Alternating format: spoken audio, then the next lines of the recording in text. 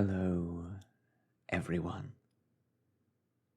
and welcome back to Soft Stories. I'm Stratton, and this is Pepper.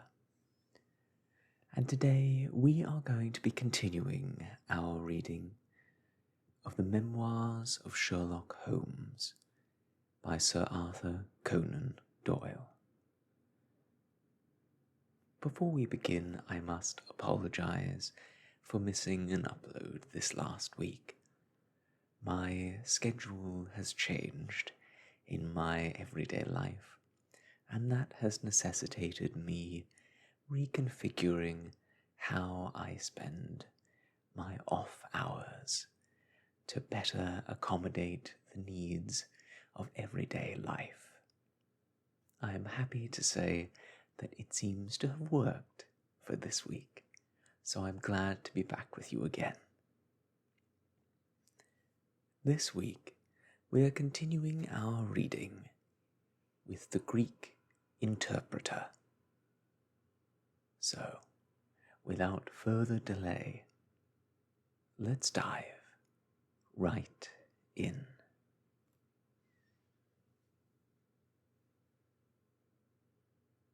During my long and intimate acquaintance with Mr. Sherlock Holmes, I had never heard him refer to his relations, and hardly ever to his own early life. The reticence upon his part had increased the somewhat inhuman effect which he produced upon me, until sometimes I found myself regarding him as an isolated phenomenon, a brain without a heart, as deficient in human sympathy as he was preeminent in intelligence. His aversion to women and his disinclination to form new friendships were both typical of his unemotional character, but not more so than his complete suppression of every reference to his own people. I had come to believe that he was an orphan, with no relatives living. But one day, to my very great surprise, he began to talk to me about his brother. It was after tea on a summer evening, and the conversation, which had roamed in a desultory, spasmodic fashion from golf clubs to the causes of the change in the obliquity of the ecliptic, came round at last to the question of atavism and hereditary aptitudes.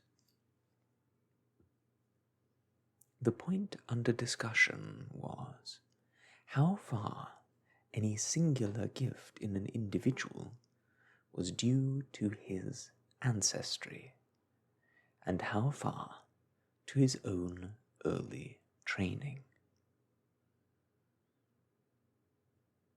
"In your own case," said I, "from all that you have told me, it seems obvious that your faculty of observation and your peculiar facility for deduction are due to your own systematic training." "To some extent," he answered thoughtfully. "My ancestors were country squires, who appear to have led much the same life as is natural to their class. But nonetheless, my turn that way is in my veins, and may have come with my grandmother, who was the sister of Vernet, the French artist. Art in the blood is liable to take the strangest forms." "But how do you know that it is hereditary?" "Because my brother, Mycroft, possesses it in a larger degree than I do." This was news to me indeed. If there was another man with such singular powers in England, How was it that neither the police nor public had heard of him? I put the question with a hint that it was my companion's modesty which made him acknowledge his brother as his superior. Holmes laughed at my suggestion. "My dear Watson," said he, "I cannot agree with those who rank modesty among the virtues. To the logician, all things should be seen exactly as they are, and to underestimate one's self is as much a departure from truth as to exaggerate one's own powers. When I say, therefore, that Mycroft has better powers of observation than I, you may take it that I am speaking the exact and literal truth." "Is he your junior?" "7 years my senior." "How comes it that he is unknown?" "Oh, he is very well known in his own circle." "Where, then?" "Well, in the Diogenes Club, for example." I had never heard of the institution, and my face must have proclaimed as much, for Sherlock Holmes pulled out his watch. "The Diogenes Club is the queerest club in London, and Mycroft one of the queerest men. He is always there from 4:45 to 7:50. It's 6 now, so if you care for a stroll this beautiful evening, I shall be very happy to introduce you to 2 curiosities." 5 minutes later, we were in the street, walking towards Regent's Circus.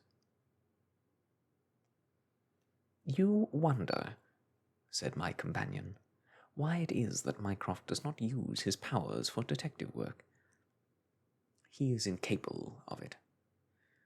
"But I thought you said—" "I said that he was my superior in observation and deduction. If the art of the detective began and ended in reasoning from an armchair, my brother would be the greatest criminal agent that ever lived. But he has no ambition and no energy.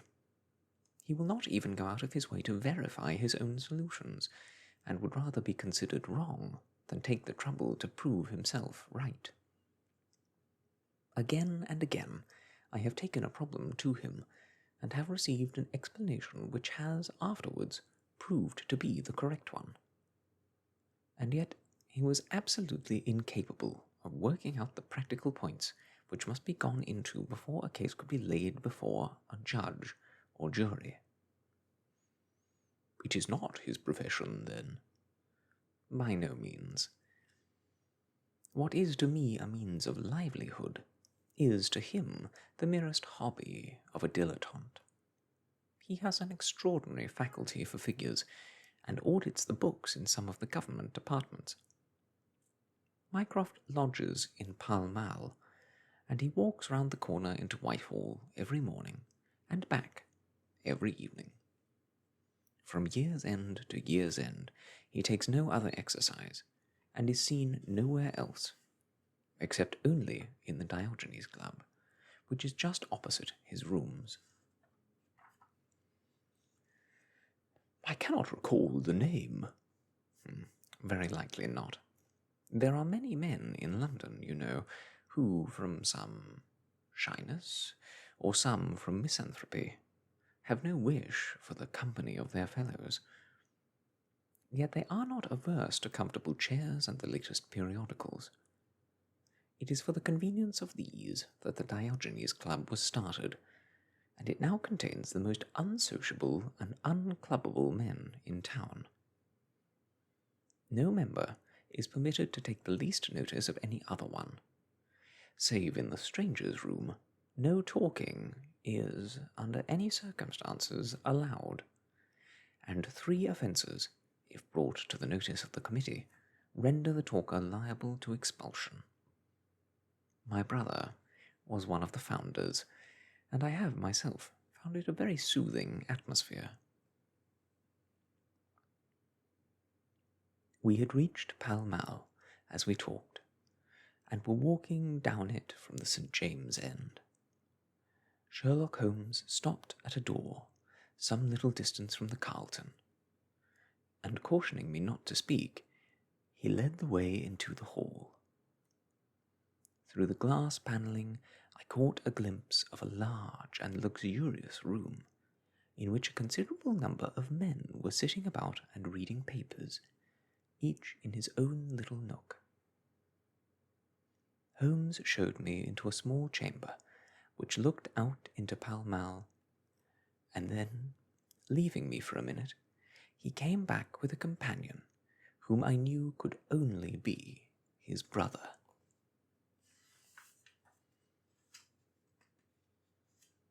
Mycroft Holmes was a much larger and stouter man than Sherlock.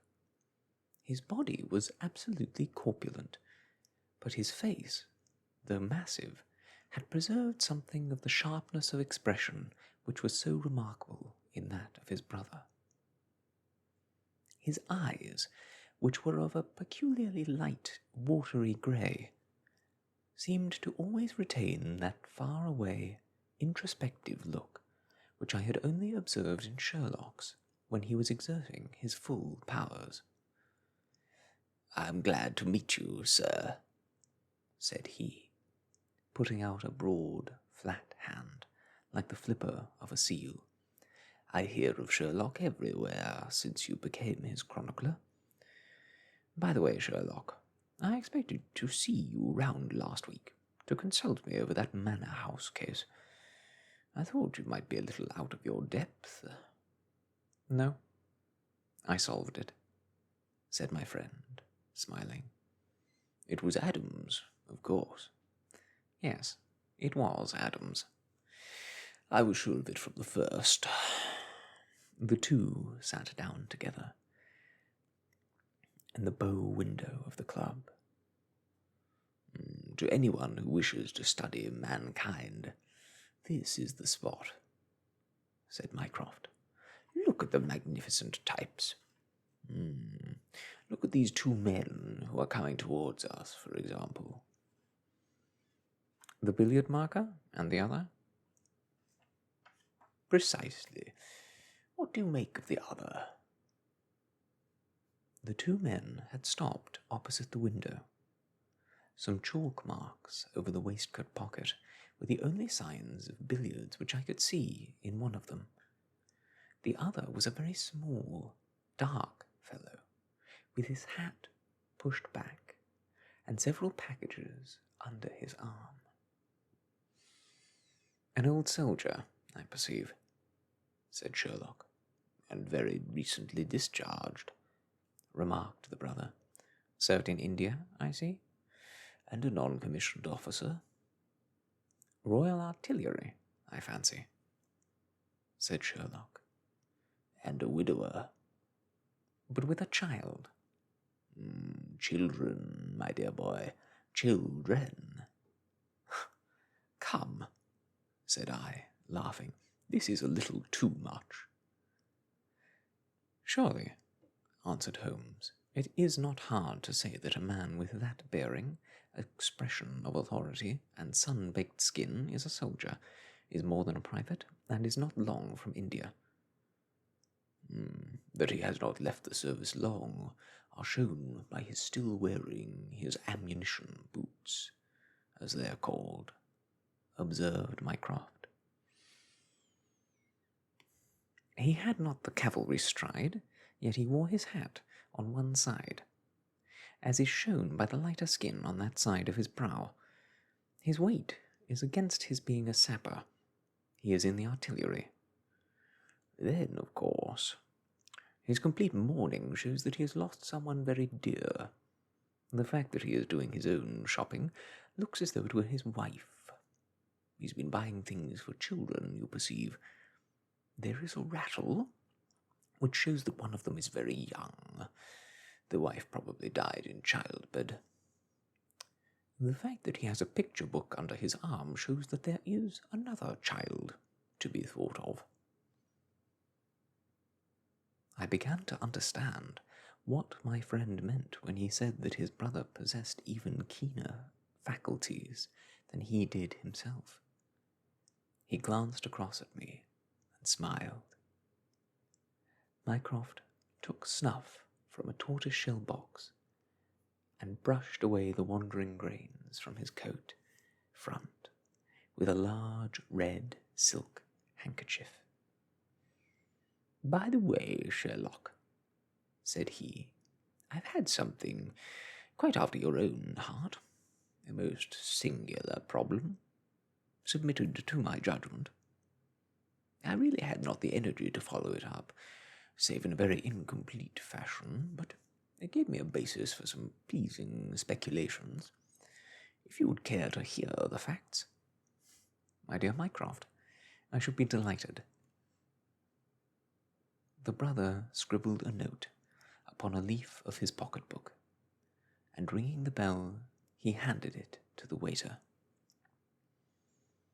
"I have asked Mr. Melas to step across," said he.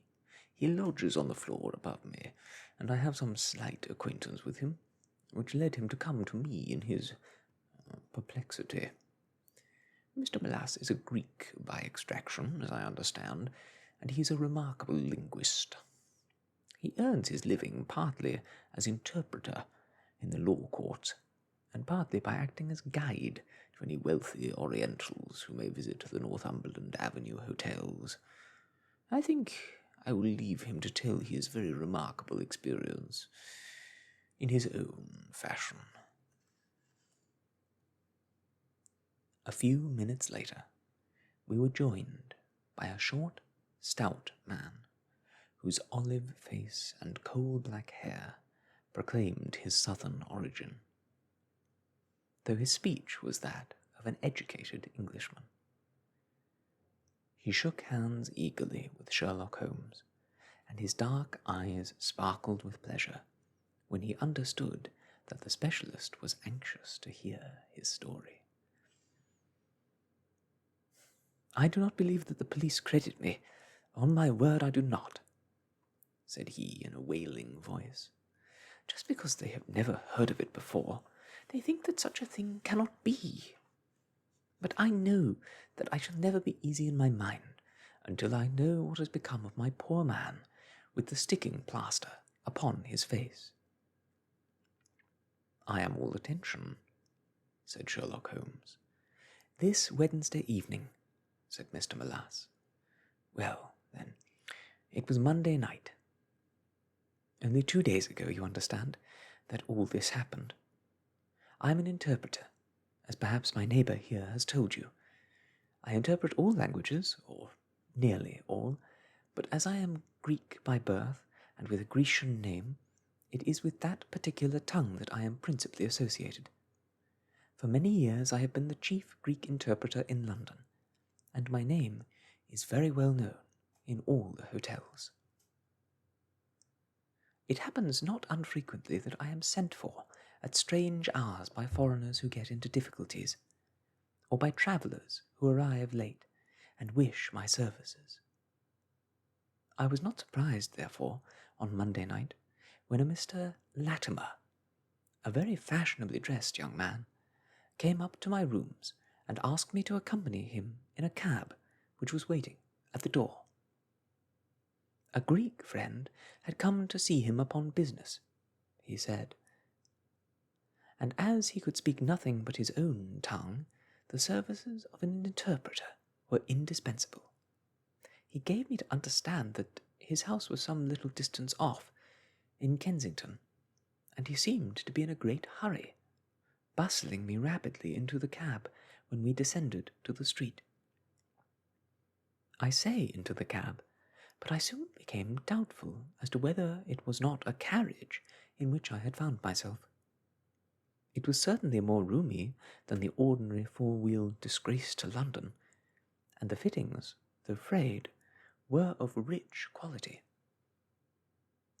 Mr. Latimer seated himself opposite to me, and we started off through Charing Cross and up the Shaftesbury Avenue. We had come out upon Oxford Street, and I had ventured some remark as to this being a roundabout way to Kensington, when my words were arrested by the extraordinary conduct of my companion. He began by drawing a most formidable-looking bludgeon loaded with lead from his pocket, and switching it backward and forward several times, as if to test its weight and strength. Then he placed it, without a word, upon the seat beside him. Having done this, he drew up the windows on each side, and I found, to my astonishment, that they were covered with paper so as to prevent my seeing through them. "I am sorry to cut off your view, Mr. Melas," said he. "The fact is that I have no intention that you should see what the place is to which we are driving. It might possibly be inconvenient to me if you could find your way there again." As you can imagine, I was utterly taken aback by such an address. My companion was a powerful, broad-shouldered young fellow, and apart from the weapon, I should not have had the slightest chance in a struggle with him. "This is very extraordinary conduct, Mr. Latimer," I stammered. "You must be aware that what you are doing is quite illegal." "It is somewhat of a liberty, no doubt," said he, "but we'll make it up to you. I must warn you, however, Mr. Melas, that if at any time tonight you attempt to raise an alarm or do anything which is against my interest, you will find it a very serious thing. I beg you to remember that no one knows where you are, and that whether you are in this carriage or in my house, you are equally in my power." His words were quiet, but he had a rasping way of saying them which was very menacing. I sat in silence, wondering what on earth could be his reason for kidnapping me in this extraordinary fashion. Whatever it might be, it was perfectly clear that there was no possible use in my resisting, and that I could only wait to see what might befall.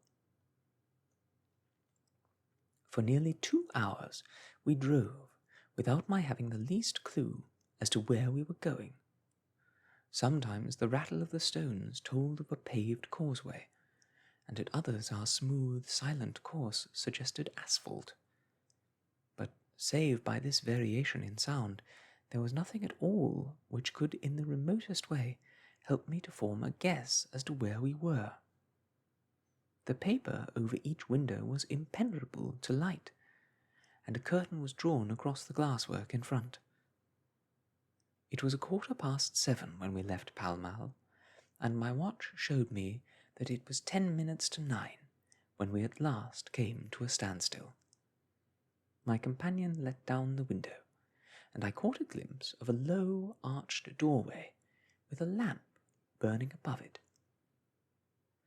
As I was hurried from the carriage, it swung open, and I found myself inside the house, with a vague impression of a lawn and trees on each side of me as I entered.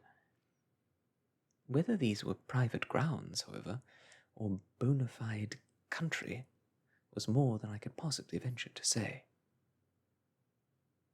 There was a coloured glass gas lamp inside, which was turned so low that I could see little save that the hall was of some size and hung with pictures. In the dim light, I could make out that the person who had opened the door was a small, mean-looking, middle-aged man with rounded shoulders.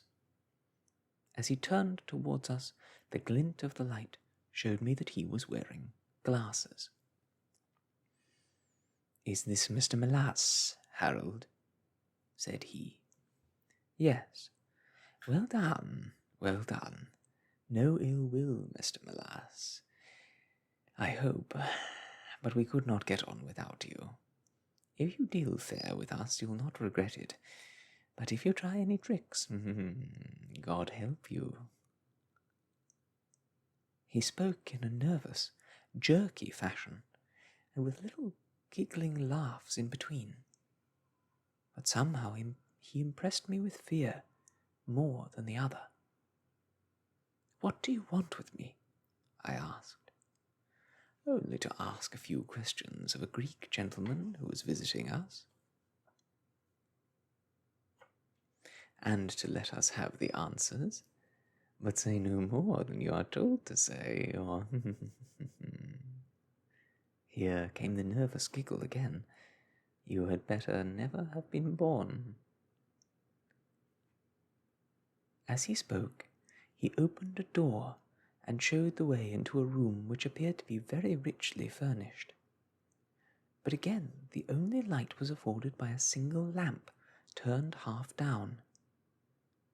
The chamber was certainly large, and the way in which my feet sank into the carpet as I stepped across it told me of its richness. I caught glimpses of velvet chairs, a high white marble mantelpiece, and what seemed to be a suit of Japanese armour at one side of it. There was a chair just under the lamp, and the elderly man motioned that I should sit in it. The younger had left us, but he suddenly returned through another door, leading with him a gentleman clad in some sort of loose dressing gown, who moved slowly towards us. As he came into the circle of dim light which enabled me to see him more clearly, I was thrilled with horror at his appearance. He was deadly pale and terribly emaciated, with the protruding, brilliant eyes of a man whose spirit was greater than his strength. But what shocked me more than any signs of physical weakness was that his face was grotesquely crisscrossed with sticking plaster, and that one large pad of it was fastened over his mouth. "Have you the slate, Harold?" cried the older man, as this strange being fell, rather than sat, down into a chair. "Are his hands loose? Now then, give him the pencil. You are to ask the questions, Mr. Melas, and he will write the answers. Ask him, first of all, whether he is prepared to sign the papers." The man's eyes flashed fire. "Never," he wrote in Greek upon the slate. "On no conditions?" I asked at the bidding of our tyrant. "Only if I see her married in my presence by a Greek priest whom I know." The man giggled in his venomous way. "You know what awaits you, then?" "I care nothing for myself." These are samples of the questions and answers which made up our strange, half-spoken, half-written conversation. Again and again I had to ask him whether he would give in and sign the documents. Again and again I had the same indignant reply. But soon a happy thought came to me. I took to adding on little sentences of my own to each question, innocent ones at first, to test whether either of our companions knew anything of the matter. And then, as I found that they showed no sign, I played a more dangerous game. Our conversation ran something like this. "You can do no good by this obstinacy. Who are you?" "I care not. I am a stranger in London." "Your fate will be on your own head. How long have you been here?" "Let it be so." 3 weeks. "The property can never be yours." "What ails you?" "It shall not go to the villains. They are starving me." "You shall go free if you sign." "Whose house is this?" "I will never sign. I do not know." "You are not doing her any service." "What is your name?" "Let me hear her say so." "Cratides." "You shall see her if you sign." "Where are you from?" "Then I shall never see her." Athens. Another 5 minutes, Mr. Holmes, and I should have wormed out the whole story under their very noses. My very next question might have cleared the matter up, but at that instant the door opened, and a woman stepped into the room. I could not see her clearly enough to know more than that she was tall and graceful, with black hair and clad in some sort of loose white gown. "Harold," said she, speaking English with a broken accent, "I could not stay away longer. It is so lonely up there with only... Oh my God, it is Paul!"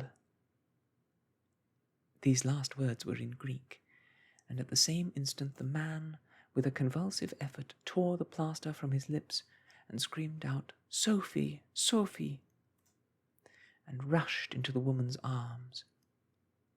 Their embrace was but for an instant, however, for the younger man seized the woman and pushed her out of the room, while the elder easily overpowered his emaciated victim and dragged him away through the other door. For a moment I was left alone in the room, and I sprang to my feet, with some vague idea that I might in some way get a clue to what this house was in which I found myself. Fortunately, however, I took no steps, for looking up I saw that the older man was standing in the doorway, with his eyes fixed on me. "That will do, Mr. Melas," said he. "You perceive that we have taken you into our confidence over some very private business. We should not have troubled you, only that our friend who speaks Greek and who began these negotiations has been forced to return to the East. It was quite necessary for us to find someone to take his place, and we were fortunate in hearing of your powers." I bowed. "There are 5 sovereigns here," said he, walking up to me, "which will, I hope, be a sufficient fee. But remember," he added, tapping me lightly on the chest and giggling, "if you speak to a human soul about this, one human soul, mind, well, may God have mercy upon your soul."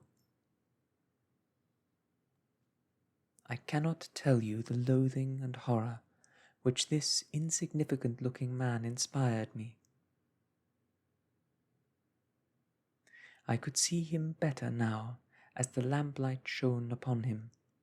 His features were peaky and sallow, and his little pointed beard was thready and ill-nourished. He pushed his face forward as he spoke, and his lips and eyelids were continually twitching like a man with St. Vitus's dance. I could not help thinking that his strange, catchy little laugh was also a symptom of some nervous malady. The terror of his face lay in his eyes, however, steel grey, and glistening coldly with a malignant, inexorable cruelty in their depths. "We shall know, if you speak of this," said he. "We have our own means of information. Now you will find the carriage waiting, and my friend will see you on your way." I was hurried through the hall and into the vehicle, again obtaining that momentary glimpse of trees and a garden. Mr. Latimer followed closely at my heels and took his place opposite to me without a word. In silence we again drove for an interminable distance, with the windows raised, until at last, just after midnight, the carriage pulled up. "You will get down here, Mr. Melas," said my companion. "I am sorry to leave you so far from your house, but there is no alternative. Any attempt upon your part to follow the carriage can only end in injury to yourself. He opened the door as he spoke, and I had hardly time to spring out when the coachman lashed the horse and the carriage rattled away. I looked around me in astonishment. I was on some sort of a heathy common, mottled over with dark clumps of furze bushes. Far away stretched a line of houses, with a light here and there in the upper windows. On the other side I saw the red signal lamps of a railway. The carriage which had brought me was already out of sight. I stood gazing round and wondering where on earth I might be, when I saw someone coming towards me in the darkness. As he came up to me, I made out that he was a railway porter. "Can you tell me what this place is?" I asked. "Wandsworth Common," said he. "Can I get a train into town?" "If you walk on a mile or so to Clapham Junction," said he, "you'll just be in time for the last to Victoria." So that was the end of my adventure, Mr. Holmes. I do not know where I was, nor whom I spoke with, nor anything save what I have told you. But I know that there is foul play going on, and I want to help that unhappy man if I can. I told the whole story to Mr. Mycroft Holmes next morning, and subsequently to the police. We all sat in silence for some little time after listening to this extraordinary narrative. Then Sherlock looked across at his brother. "Any steps?" he asked. Mycroft picked up the Daily News, which was lying on the side table. "Anybody supplying any information as to the whereabouts of a Greek gentleman named Paul Cratides, from Athens, who is unable to speak English, will be rewarded.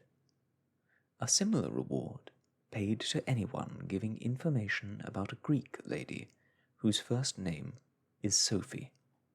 X2473. That was in all the dailies. No answer. How about the Greek legation? I have inquired. They know nothing. A wire to the head of the Athens police, then? Sherlock has all the energy of the family, said Mycroft, turning to me. Well, you take the case up, by all means, and let me know if you do any good. Certainly, answered my friend, rising from his chair. I'll let you know, and Mr. Melas also. In the meantime, Mr. Melas, I should certainly be on my guard if I were you, for, of course, they must know through these advertisements that you have betrayed them. As we walked home together, Holmes stopped at a telegraph office and sent off several wires. You see, Watson, he remarked, our evening has been by no means wasted. Some of my most interesting cases have come to me in just this way through Mycroft.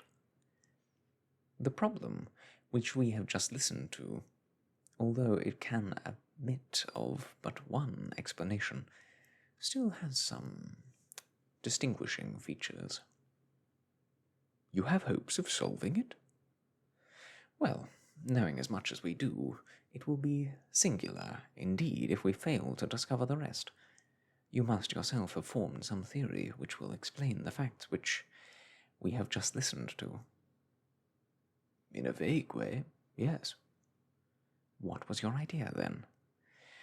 It seems to me to be obvious that this Greek girl had been carried off by the Englishman named Harold Latimer.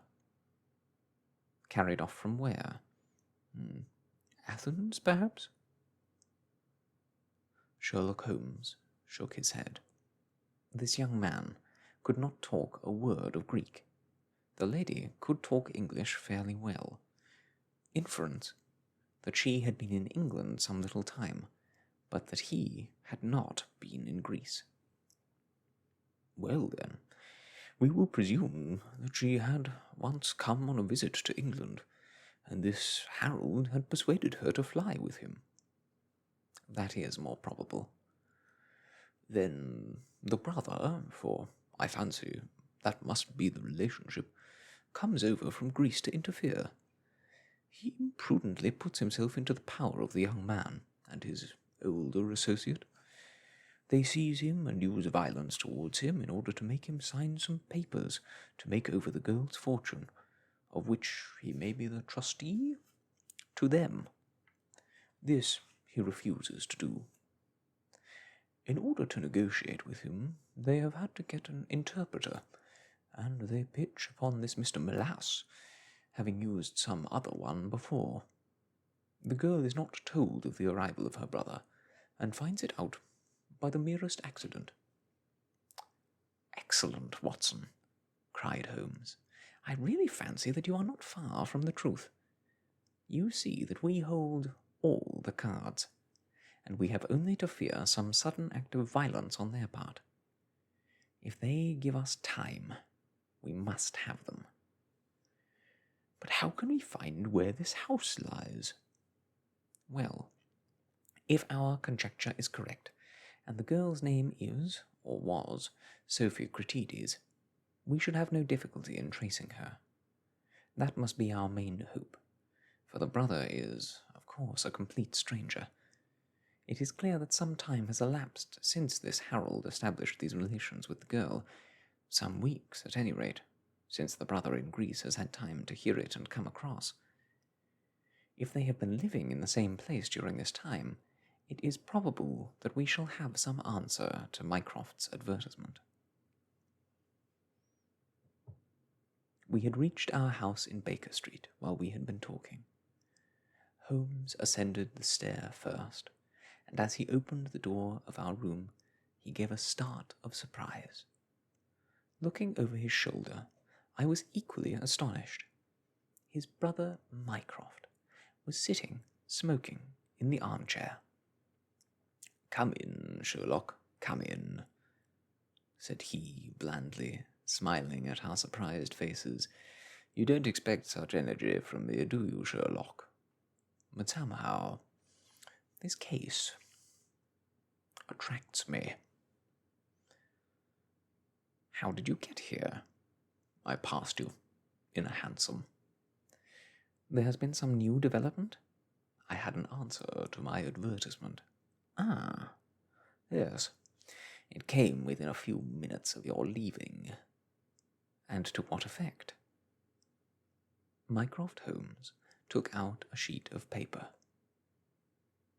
"Here it is," said he, "written with a J pen on royal cream paper by a middle-aged man with a weak constitution.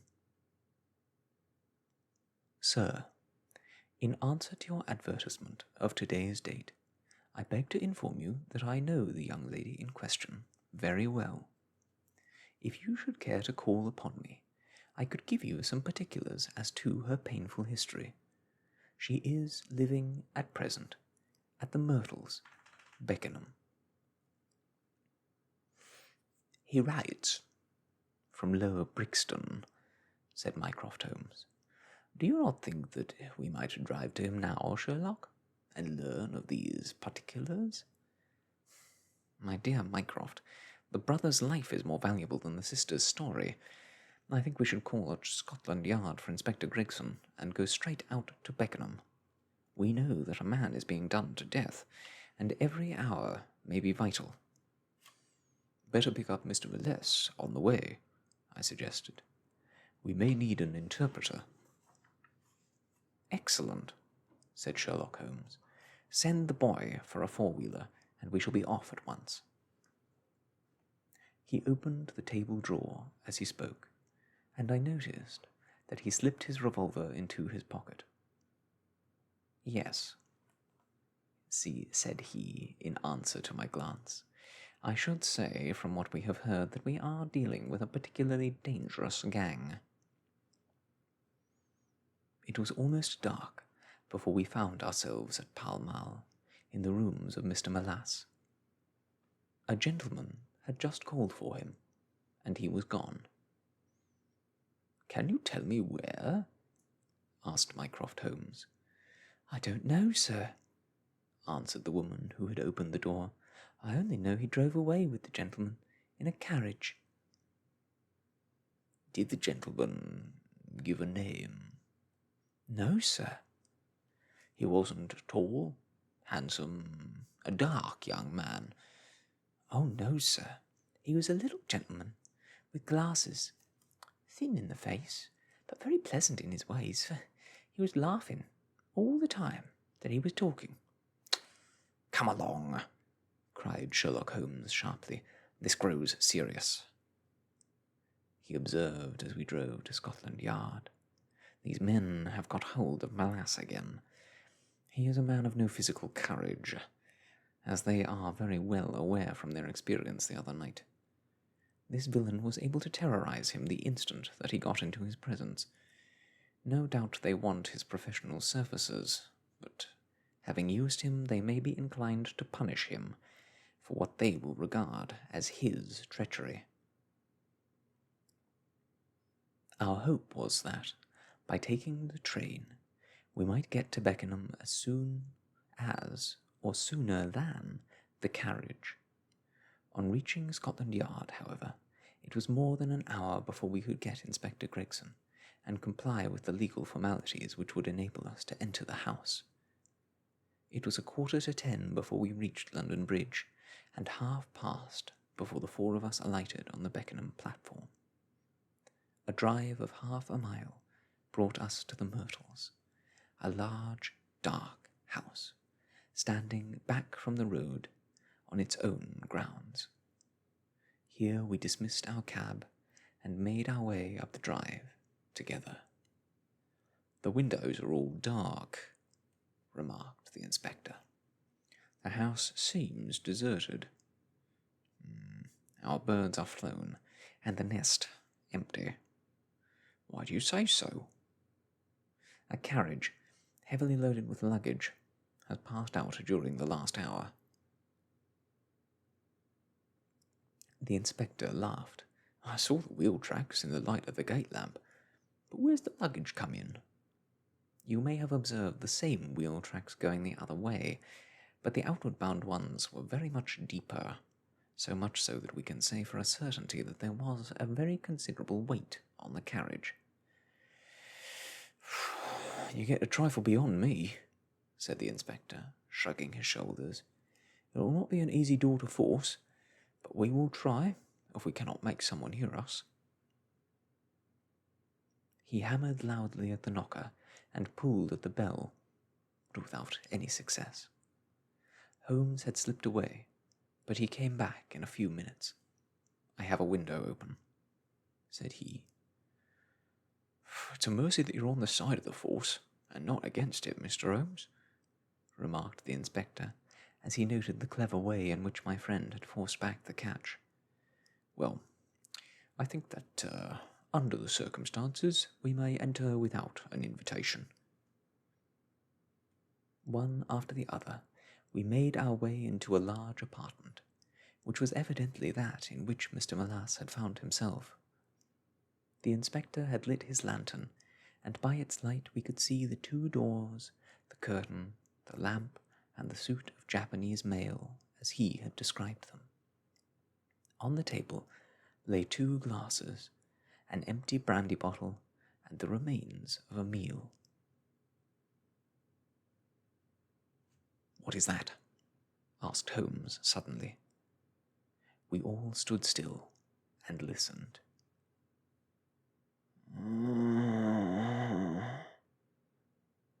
A low moaning sound was coming from somewhere over our heads.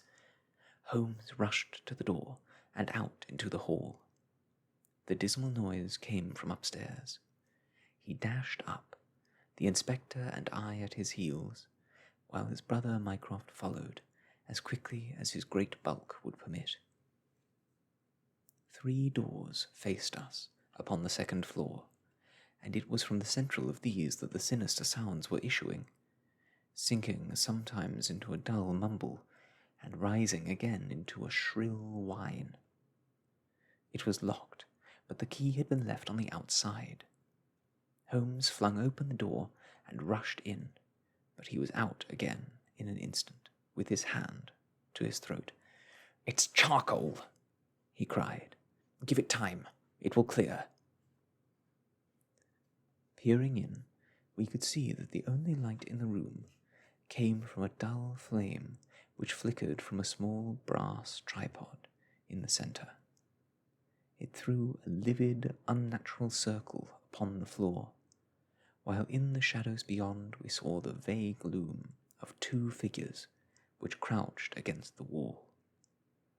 From the open door there reeked a horrible, poisonous exhalation which set us gasping and coughing. Holmes rushed to the top of the stairs to draw in the fresh air, and then, dashing into the room, he threw up the window and hurled the brazen tripod out into the garden.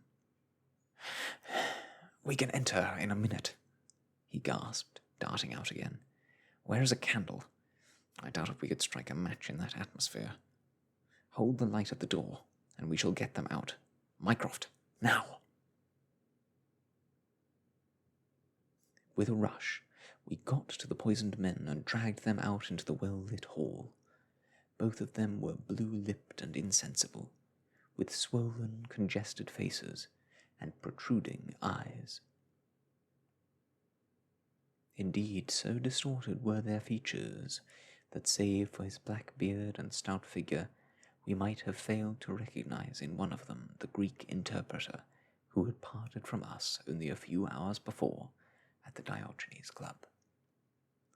His fat hands and feet were securely strapped together, and he bore over one eye the marks of a violent blow. The other, who was secured in a similar fashion, was a tall man in the last stage of emaciation, with several strips of sticking plaster arranged in a grotesque pattern over his face. He had ceased to moan as we laid him down, and a glance showed me that for him, at least, our aid had come. Too late. Mr. Melas, however, still lived, and in less than an hour, with the aid of ammonia and brandy, I had the satisfaction of seeing him open his eyes, and of knowing that my hand had drawn him back from that dark valley in which all paths meet. It was a simple story which he had to tell, and one which did but confirm our own deductions.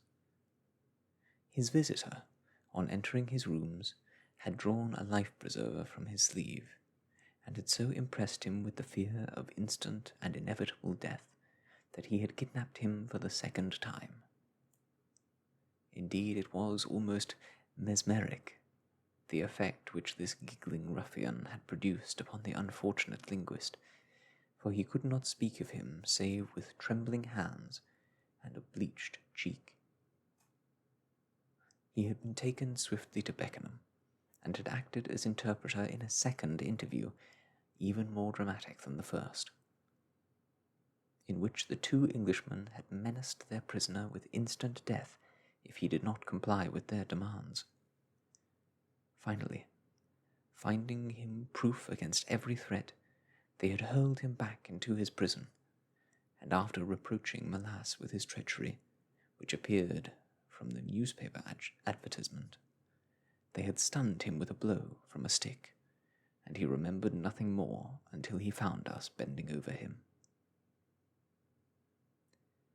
And this was the singular case of the Grecian interpreter, the explanation of which is still involved in some mystery. We were able to find out, by communicating with the gentleman who had answered the advertisement, that the unfortunate young lady came from a wealthy Grecian family, and she had been on a visit to some friends in England. While there, she had met a young man named Harold Latimer, who had acquired an ascendancy over her and had eventually persuaded her to fly with him.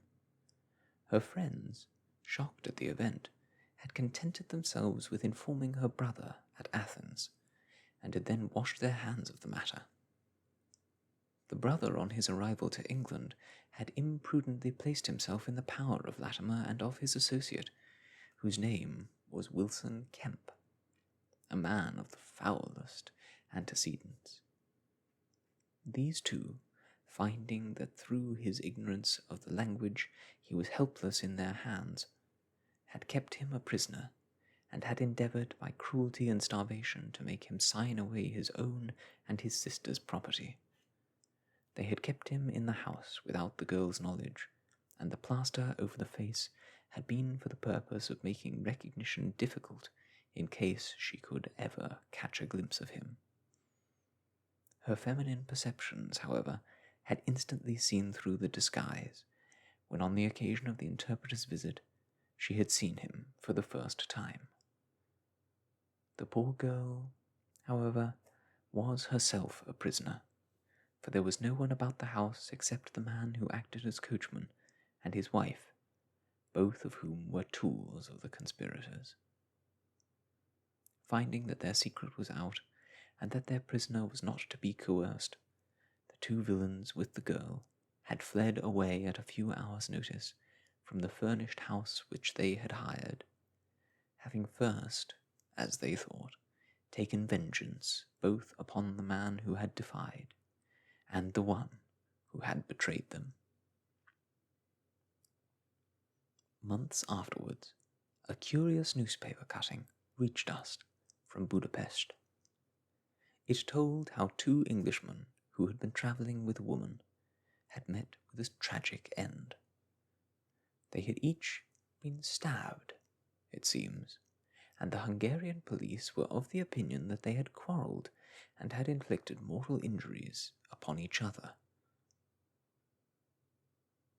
Holmes, however, is, I fancy, of a different way of thinking, and he holds to this day that if one could find the Grecian girl, one might learn how the wrongs of herself and her brother came to be avenged.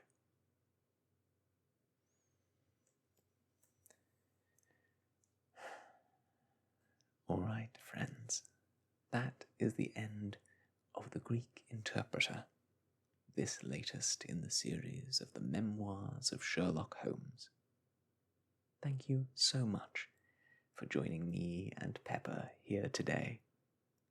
I look forward to seeing you again soon for the next part in this series.